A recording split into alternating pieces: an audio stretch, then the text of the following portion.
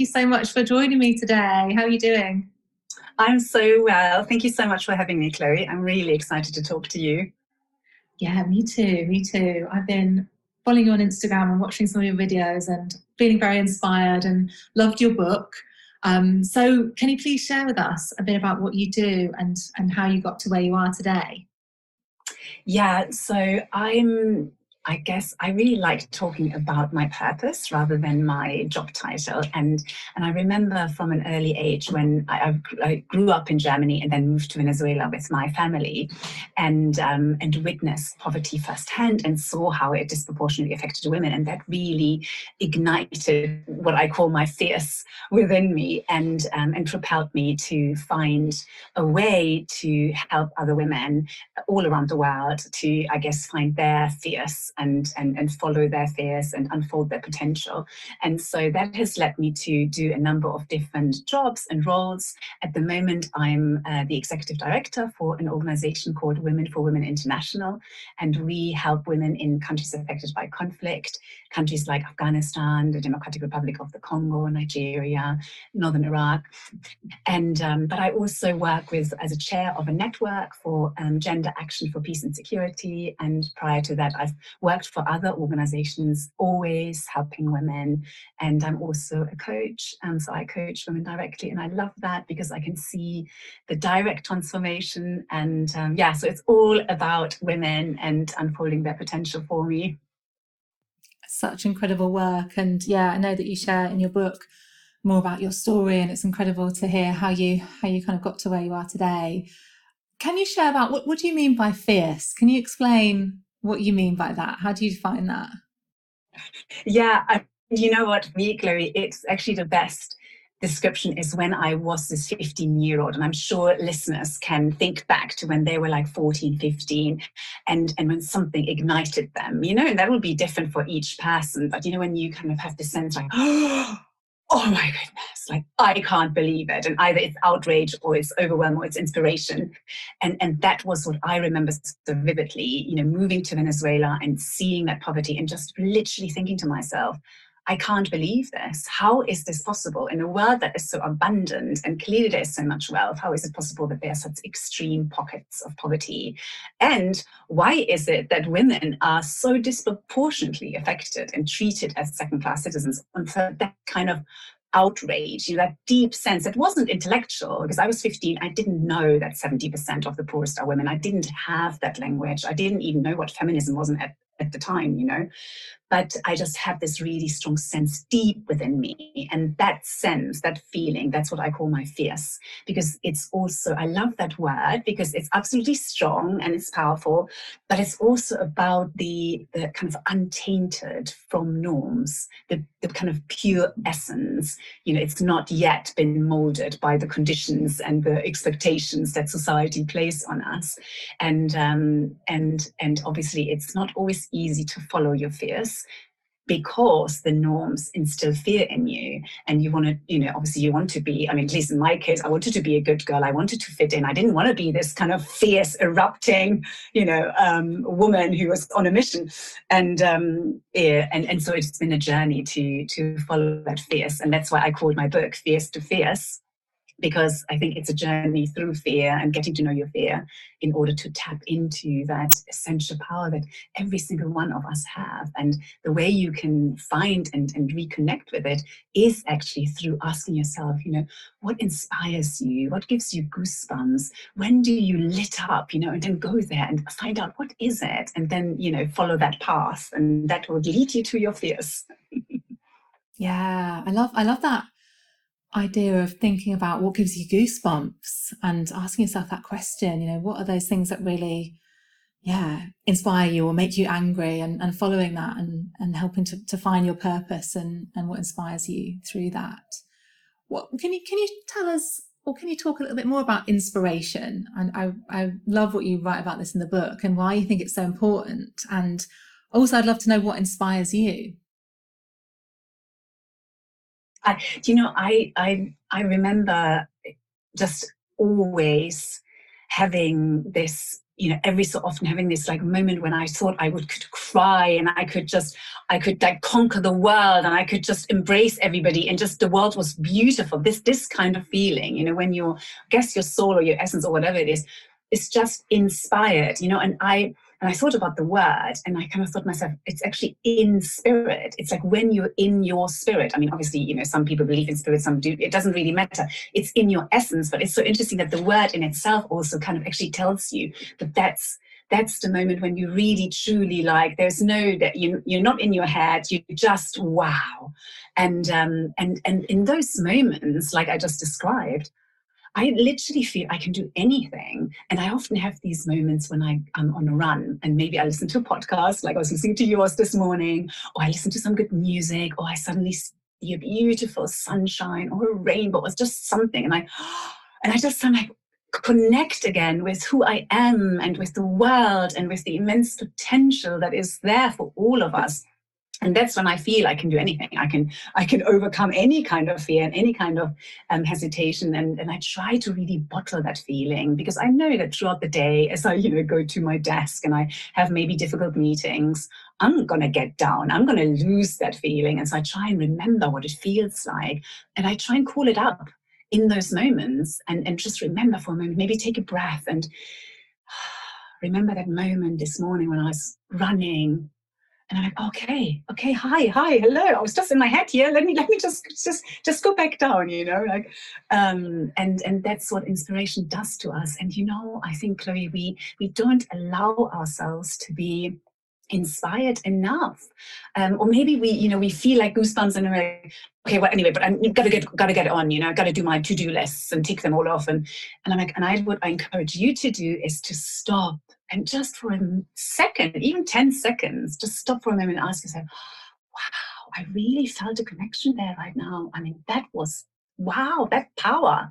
I think I want more of that. And I can have that if I allow myself to be more inspired. And so you can obviously, and I know you talk a lot about this on your podcast, that you can curate what you consume, because what you consume is what goes in and feeds you, and it feeds your fears and your body and everything. And so, curate what you listen to, curate what you read, curate who you speak to, it really makes a huge difference. Yeah, absolutely. And I feel very inspired just hearing you speak. I think it's quite infectious, actually. Love that. Oh my God, I love that, because this is the thing, right? I mean, I always say inspired women or humans inspire humans, because this is the thing, right? Because we're in our essence. And that's when we're open and we allow others to connect with their essence. And because that's how we connect. We don't connect with pretense or with, with kind of roles that we play. We connect with our essence. And that's why it's a magic thing. The more you allow yourself to be inspired, the more you allow others to be inspired too. And that can only be a good thing, right? Yeah, it seems like such a powerful state if we can cultivate that state of being inspired. When I think about, when you were talking, I was thinking about this feeling that I sometimes get, that's like anything's possible, like miracles are just around the corner, like amazing things are coming, like that amazing feeling. And when you're in that feeling, you have confidence, you're more likely to be able to take opportunities, and people get inspired by you. So maybe people want to be in your world, and it becomes like this self-fulfilling thing, I think.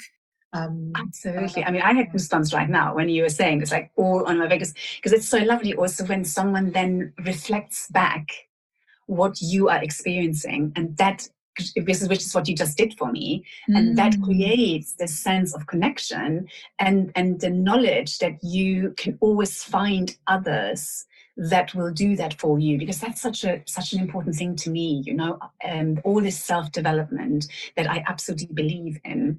Yes, you have to do that for yourself, and no one can do that for you, but you don't have to do it alone. And in actual fact, as you're on that journey, you need those around you who recognize your journey and who see you. The power of being seen, that definitely inspires me deeply. So you asked me what inspires me. That's one thing that inspires me. And witnessing another woman's rising. I always say, as I witness another woman's rising, she gives me wings.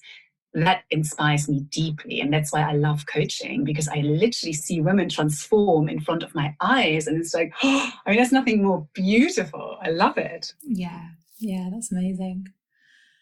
Yeah. And you mentioned there about curating the things that we're consuming. So, you know, podcasts or books or people we hang out with or people on social media, kind of feeding ourselves that inspiration and making sure we're putting good stuff in so that we can get into that good state. Yeah, exactly. And that's what I do. In fact, in my book at the end, I've listed the books that really have deeply inspired me and helped me to grow. And I list my favorite podcasts, and I use my Instagram account to do that, to share what inspires me, in the hope that maybe, you know, that will also inspire others. And I try to be really disciplined to when I sense, and because you sense it, if you tune in and you look at something and you sense this unease, you know, whether it's envy or, you know, you kind of think, oh, you're not doing well enough, or you, all of those thoughts, they don't really serve you, and they're triggered through the things that you consume, and you can control that. You don't have to continue to make yourself feel in that way, right? Because that's what you do to yourself. So I think that's really, do you do that as well? Yeah, definitely. I think it's so important if we're picking up our phones every day to have stuff that's not triggering us, because that's just a distraction, a big distraction, I think. Yeah, so curating, I love that.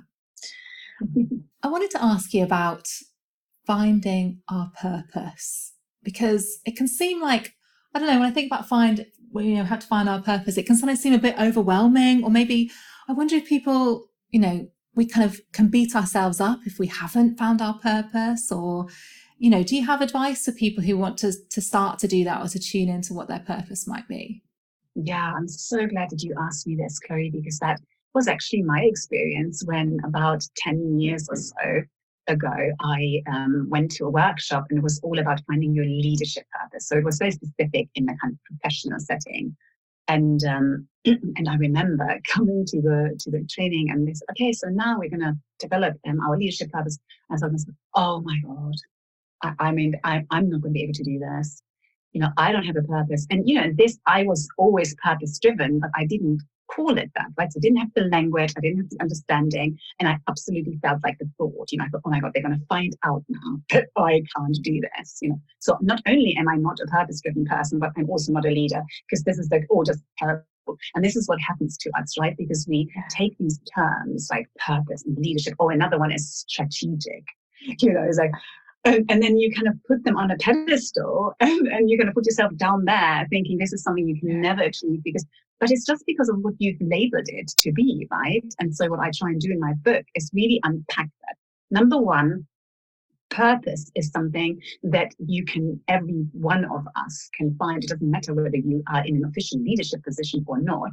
It doesn't make no difference, because really what I think it is it's an articulation of your fierce, you know, this power that we were just talking about, that gets ignited when you're inspired.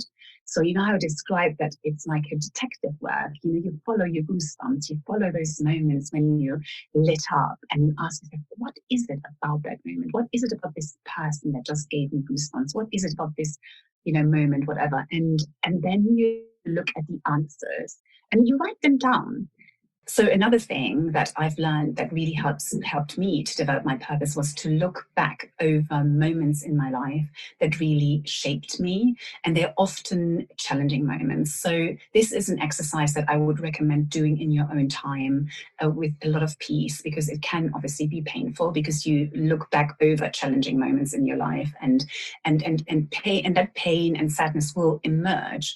But at the same time, you will also realize what you took from that experience, how you grew out of that experience, and the values that you took out of them. And write this down, and you will see, as you're writing, there'll be certain words that stand out. They literally, and literally trust yourself. There is no right or wrong, right? You're doing this for yourself.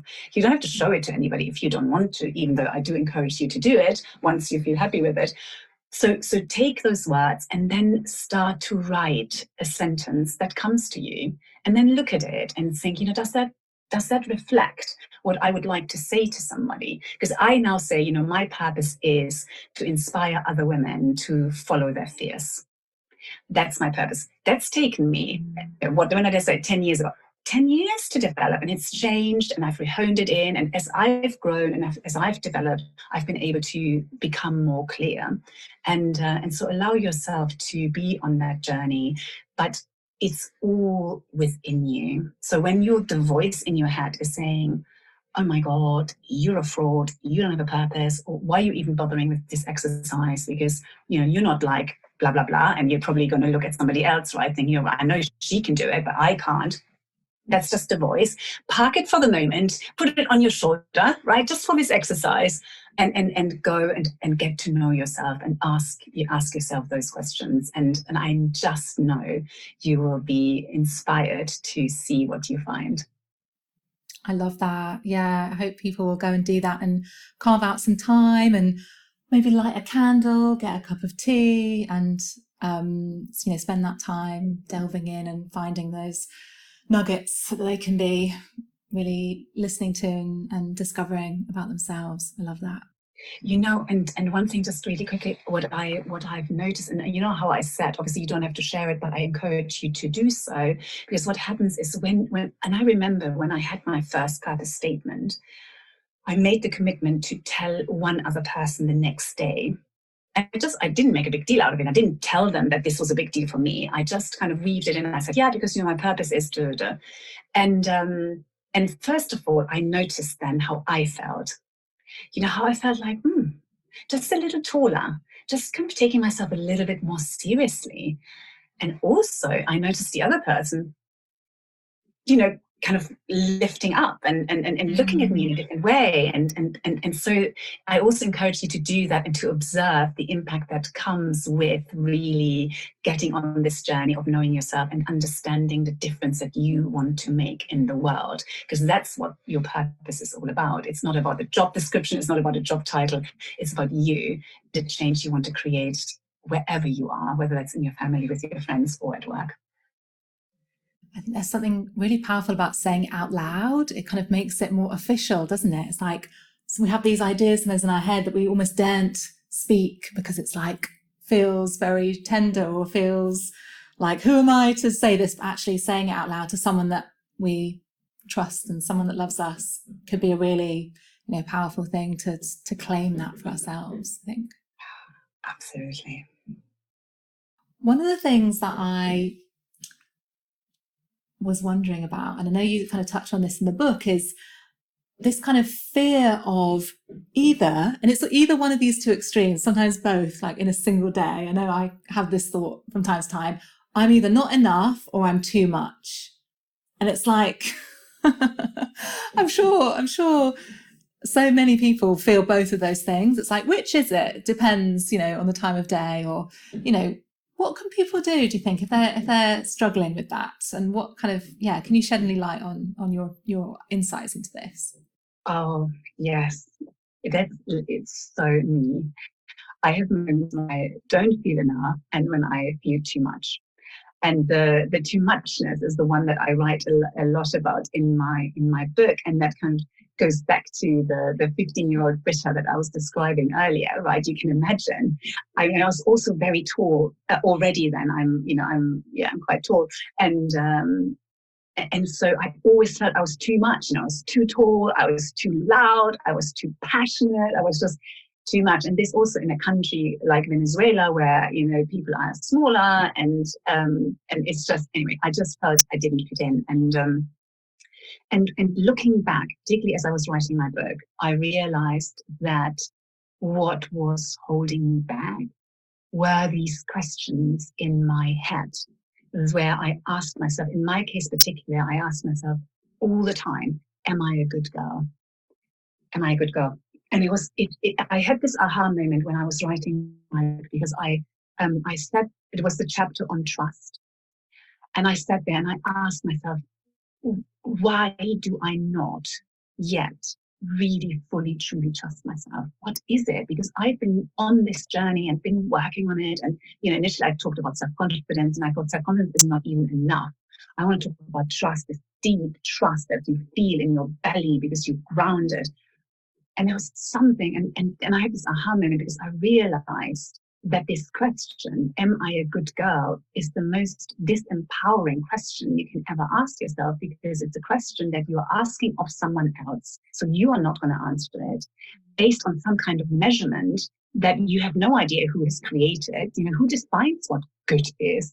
And it points to a future that hasn't yet happened, and you don't actually know whether it's ever going to happen. Are you ever going to be good enough?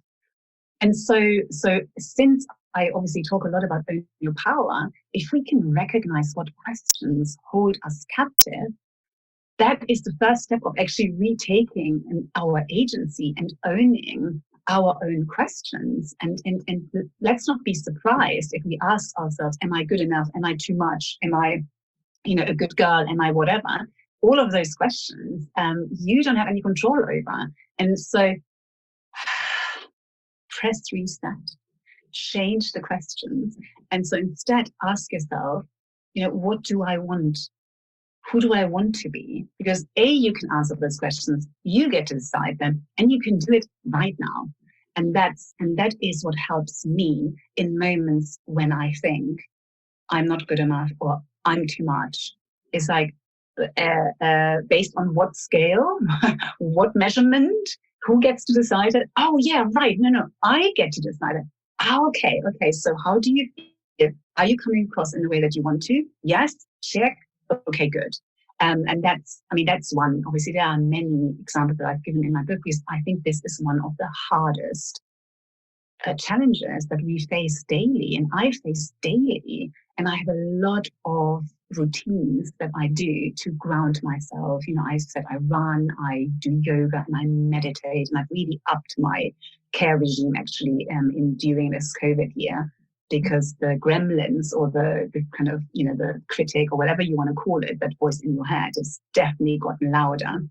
And so finding that peace, that breathing, even I'm doing it right now as I'm talking to you, I'm feeling my feet on the ground, and I'm just like, I'm here, I'm grounded, I'm in touch with my fears, I know who I want to be, and that is what matters. And that voice that's asking me if I'm a good girl can just go to sleep for a moment. So, that's what I do. Brilliant. And it almost seems to me like fierce is kind of the antidote to the good girl, kind of stepping into that purpose, stepping into that courage, instead of kind of asking for permission or thinking that we have to like be a certain way for other people. And yeah, it seems very empowering to start to remember that we get to define, how we feel about ourselves, rather than asking other people or, questioning ourselves.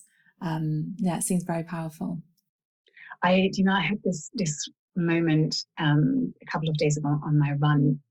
I stopped and I was looking at these beautiful trees, and I suddenly realized, I talk about this in my book, I think we all yearn for meaning, but we're kind of waiting. And I thought to myself, well, the only meaning that your life is going to have is the one that you are going to give it. No one else is going to give your life meaning. It's just not going to happen. And that's why it's so powerful to do your purpose statement, because that's you deciding the meaning that your life is going to have. And I know that sounds easy. It's not, but it is beautiful to remind yourself. It's like an anchor to come back to. Okay, reset. No, I give my life meaning. Okay, good. Back on track. Yeah. It's very empowering. I was watching one of your, I think it was a IGTV on Instagram, and you were talking about something so fascinating. You were sharing your thoughts on our workloads and increasing stress, particularly since lockdown, and you kind of shared a different perspective on that. Could you share a bit about what you were talking about there? Yeah, I've been talking a lot about workload, and so a couple of things that I've been thinking about is to stop thinking about this. We are, I think, bound by this productivity mindset. where it's all about working certain hours and creating outputs, rather than focusing on what we're achieving. And since the environment in which we are working has changed so much, to continue to hold on to the kind of expectations that we had before lockdown is not realistic. And you know what happens, I think, is and this happens in other moments of deep and profound change, is we change, we transform because of external circumstances. And then suddenly we're not comfortable anymore. I think we've all experienced that. And we don't stop to ask ourselves, why are we not comfortable anymore? And it's because we haven't adjusted our expectations. If I go to my office from 9 to 5 and I'm in the office and no one else disturbs me and I'm just going to, I can maybe work from 9 to 5, even though I question whether actually that's the most productive way of working, quite frankly. And I think there's a huge opportunity now to look at different ways of working. But if I'm at home and say I have children or the post-man camps or whatever, it's just we have to adjust our expectations. And I think a lot of the burnout that has happened and has been because we've tried to keep going as if this big change hasn't happened. And I think a lot of us obviously now have realized this and they're adjusting. And one of the things that I have been reading about this burnout and this understanding that, you can remove the stress source, so say I can switch off my computer and go downstairs and say, okay, right, I'm going to relax now. But that does not remove the stress. So you have to proactively spend time releasing the stress that has been built up because of the stress source that you've been exposed to. And the best way to do that is exercise. But you can also take a bath, or you can, meditate, or you can just signal something to your body that we are now releasing stress. We are now doing something different. And that has become more important because of the I think situation that we're finding ourselves in. I don't know if that is the video that you saw, if that's what you were looking for. Yeah, no, it is. Thank you. Yeah, I think doing some exercise to burn off the adrenaline, to get ourselves out of fight or flight, some kind of movement, shaking or, dancing or something just to get rid of the tension and adrenaline, I think is so, so important. Sometimes a bath will help us to relax, but sometimes we need that physical release, I think. Yeah, absolutely. That's what the book that I was reading, it's a really good book. I recommend it, by Emily Nagoski, and it's called Burnout. And that's what she says. She says, like, the number one stress releaser is physical activity. And it, like you say, it can be dance, it can be like just shaking, and it's just like, out. Like, release it. It has to move through your body and out. And that's also something in stressful meetings that I've learned, is to sense the stress and literally see it kind of going through your body and leaving your body. So you don't hold on to it. You know how we literally get tense, don't we? We sit there and we crunch our necks. And in fact, my neck is really stiff at the moment. And, and then we don't even realize it. Oh my God, okay. So yeah, totally, I agree. Yeah. It's really interesting what you said about, readjusting our expectations. And that might be in lockdown, that might be people who've got a long-term health issue who need to learn to readjust their expectation on themselves and take more time to rest, or someone that's just become a parent, or, if you've got anxiety or depression, recognizing that's an illness, that you're not going to be able to maybe work as much as you were, or be as productive, or do the things that you could before, and actually slowing down and kind of going easy on yourself, I think, is a really important part. Exactly. And what helps that, right, is the journaling. Like you said earlier, just taking a time to actually stop and take stock and find out, because so often we're just racing, and we're just, particularly in this crisis now, we've just been responding, and we haven't stopped for a moment to, readjust and check in. Yeah, absolutely. Yeah, journaling, so good. Are there any other sort of practical things or things that you could share about How to go from fears to fierce. You know, I was just actually thinking about this as we were talking, Chloe. Intention setting. It's just one thing that comes to me. There are so many. Obviously, the whole book is about that journey, right? So there are loads and loads of practical ideas as well. But one thing that helps me, right now, for example, particularly, is intention setting, and really trusting the power of intention setting. So to say, I want to be, da, da, da. I want people to feel, da, da, da, as a result of my presence. I want to, whatever it is that comes to your mind, and do not judge it. Write it down. Maybe paint a picture that represents it. This morning, I set my intentions for the day, and I drew a tree with really big, wide, because the taller the tree grows, the deeper the roots, right?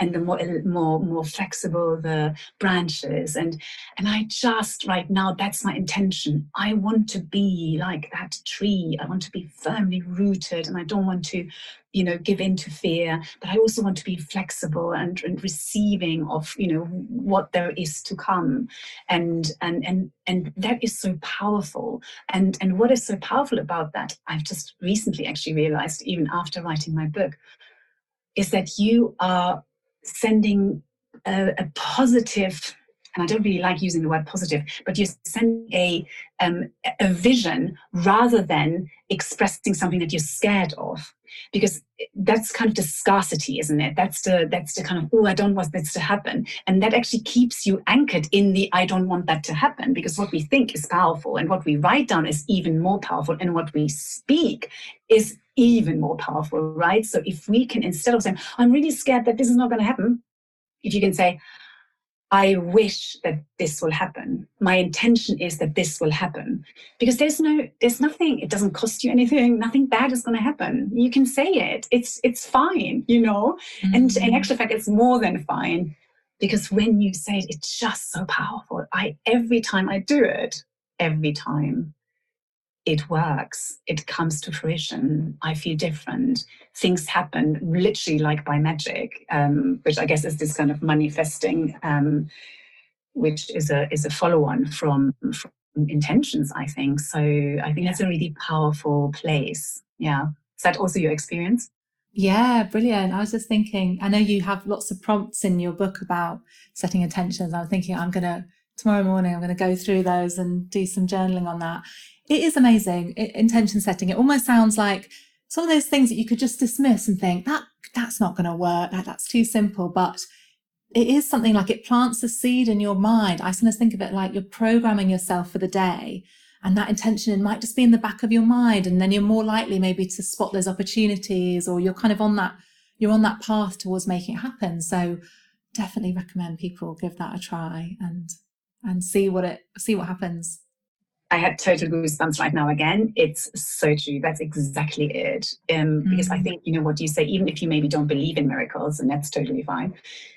But the fact is that you are actually allowing yourself to potentially believe that this could actually happen because you've written it down. And so then you actually see the opportunities, whereas otherwise you might not see them, exactly as you say. Yeah.